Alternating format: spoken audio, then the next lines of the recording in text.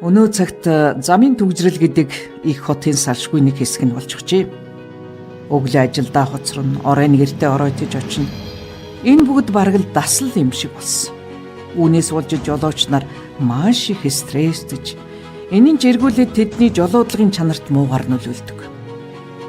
Тэгвэл яагаад жолооч нар төгжрөлд зогсохдоо хамгийн их тэсгэл алдаж, сэтгэл зүйн тогтворгүйддэг талаар Америкийн алдарт зохиолч сэтгэл судлаач Том Вандербилт трафик номондоо бичсэнийг томилон хүргье.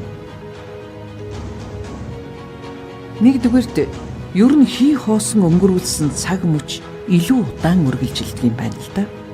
Бид ямар нэгэн зүйл хүлээж байхад зуур тэр хоосон цаг завыг бөглөх зайлшгүй хэрэгцээ гарч ирдэг. Замын төгжрөлд хүн радио сонсох юм уу, гар утсаа өөрийн ирэхгүй оролдож эхэлдэг. Сатаарх зүйл үгүй болмогц хүн амархан цухалдаж цагийн зүй яг л нэг газараа зогсчихсан юм шиг санагдаж эхэлдэг гинэ.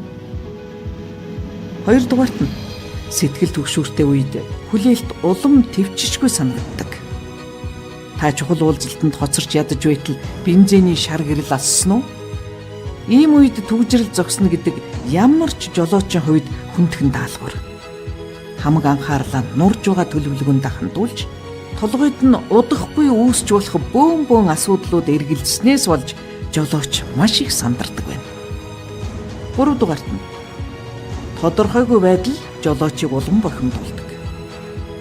Бөглөрл юунаас болоод үүссэн, хизээ дуусах, автомашинуудын хөдөлгөөний хурд хэдтэй байгаа зэргийг мэдэж байгаа цагт жолооч бохимдох нь 2 дахин бага байдгийг Америкийн эрдэмтэд тогтоожээ.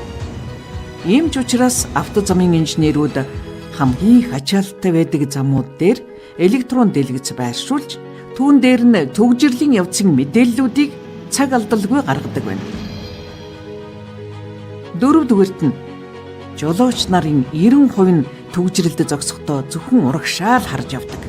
Сэтгэл судлаачдын үзэж байгаагаар жолооч төгжрөл зогсохдоо ихэнх тохиолдолд миний өмнө ямар олон машин байна, би ч дуусчээ гэж бодхоос биш, арагшаа хараад миний ард ямар урт дараалал үүс юм бэ? Харин ч би тэднээс өмнө гэртээ харих юм байна гэж боддоггүй шүү.